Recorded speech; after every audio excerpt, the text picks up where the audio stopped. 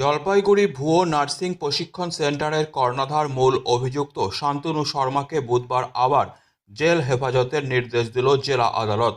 14 দিন পর 10ই জানুয়ারি অভিযুক্তকে জেলা আদালতের চিফ জুডিশিয়াল ম্যাজিস্ট্রেট কোর্টে তোলা হবে।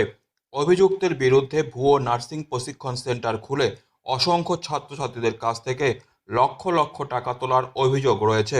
উল্লেখ্য, গত 19শে সেপ্টেম্বর জলপাইগুড়ি পান্ডাপাড়ার ভুয়ো নার্সিং সেন্টারে অভিযান চালিয়ে সেটি বন্ধ করে দিয়েছিল জেলা স্বাস্থ্য দপ্তর। এরপর সেন্টারের ছাত্রীরা প্রতারণার অভিযোগ জানায় কোতোয়ালি থানায়। এরপর থেকেই অভিযুক্ত শান্তনু পলাতক ছিল। 13ই ডিসেম্বর শান্তনু আদালতে আত্মসমর্পণ করেন। এরপর পুলিশ 10 দিনের জন্য নিজেদের হেফাজতে নিয়ে জিজ্ঞাসাবাদ করেছিল। 25শে ডিসেম্বর পুলিশ হেফাজত থেকে শান্তনুকে আদালতে তোলা হয়। অভিযুক্তের পক্ষের আইনজীবী জামিনের আবেদন করেছিলেন। বিচারক জামিনের আবেদন নাকচ করে 2 দিনের জেল হেফাজতের নির্দেশ দিয়েছিলেন। এদিন বুধবার 2 দিন পর মূল অভিযুক্ত শান্তনু শর্মাকে জেলা আদালতে তোলা হয়। এদিন আবার অভিযুক্তের আইনজীবী অসুস্থতার কারণ দেখিয়ে জামিনের আবেদন জানায়। বিচারক জামিনের আবেদন নাকচ করে 14 দিনের জেল হেফাজতের নির্দেশ দিয়েছেন বলে জানালেন সহকারী সরকারি আইনজীবী প্রদীপ চ্যাটার্জি। অন্যদিকে শান্তনুর পক্ষের আইনজীবী উজ্জ্বল চক্রবর্তী বলেন, জামিনের আবেদন করা হয়েছিল, জামিন নাকচ করেছেন বিচারক। 10ই জানুয়ারি আবার জেলা আদালতে তোলা হবে। জেলা পুলিশ সুপার খান্ডাবাহালে উমেশ গণপত বলেন, ভুয়ো নার্সিং সেন্টার নিয়ে তদন্ত চলছে। ডেট ফিক্স ছিল, হিয়ারিং হলো। আজকে পুলিশ কেস ডায়েরি প্রডিউস করেছিল কোর্টে এবং তাতে শান্তনুর বিরুদ্ধে প্রচুর পরিমাণে মেটেরিয়ালস পাওয়া গেছে এবং সেই কারণে কোর্ট সামগ্রিক হিয়ারিংয়ের পরে আবার 14 দিনে জেলে হেফাজত দিয়েছেন। কোথায় অরিজিনাল কেসটা আছে? আজকে আমাদের চিফ জুডিশিয়াল ম্যাজিস্ট্রেটের কোর্টে এটা হিয়ারিং হয়েছে। কি কি অ্যালিগেশন ছিল?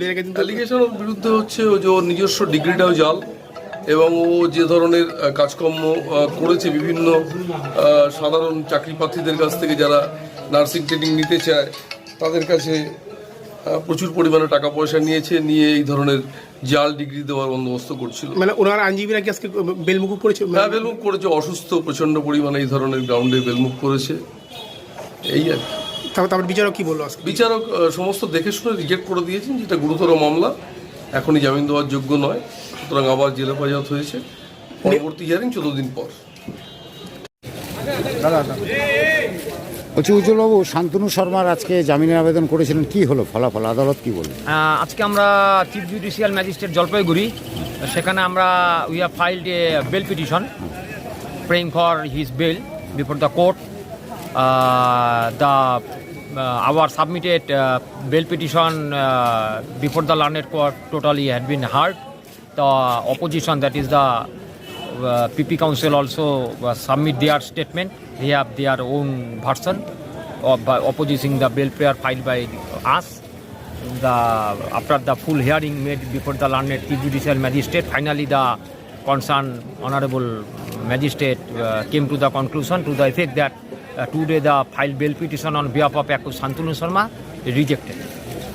নেক্সট কোনো তারিখ দেওয়া হয়েছে? Another date for the production of the accused person from the JC to the court is fixed for 10th January of this year, along with call for the CD from the IO. আজকে এটা কোন কোর্টে উঠেছিল মামলাটা? Today the case has been fixed in the Chief Judicial Magistrate of Jalpaiguri. Sir, ভুয়ো nursing training সেন্টারের কোনো update আছে শান্তনু শর্মা? আপনারা নিশ্চয়ই জানেন, একটা কেস তো আমরা করেছি, তদন্ত চলছে। ওনাদেরকে আমরা পুলিশ রিমান্ডে নিয়েছিল। পুলিশ রিমান্ডের কাছে যে কোনো ডকুমেন্টস वगैरह সব সিজ করা হয়েছে আর এটা তদন্ত কন্টিনিউসলি আসে। আর কোনো জায়গাতে সেন্টারে আমরা কোনো ব্যক্তি अगर এটা আমাদের ইনভলভ হয়, ওনাদেরকে আমরা আইনিভাবে এটা অ্যাকশন নেওয়া হবে। Thank you. Delhi World Public School Siliguri campus is located at Ambari, which reflects a vibrant modern style with all the latest facilities. We impart innovative world-class education through modern teaching pedagogy and state-of-the-art facilities. We follow CBSE curriculum, offer holistic development to the children in safe, caring environment. DWPS announces admission open for the upcoming session to the nursery to grade 9.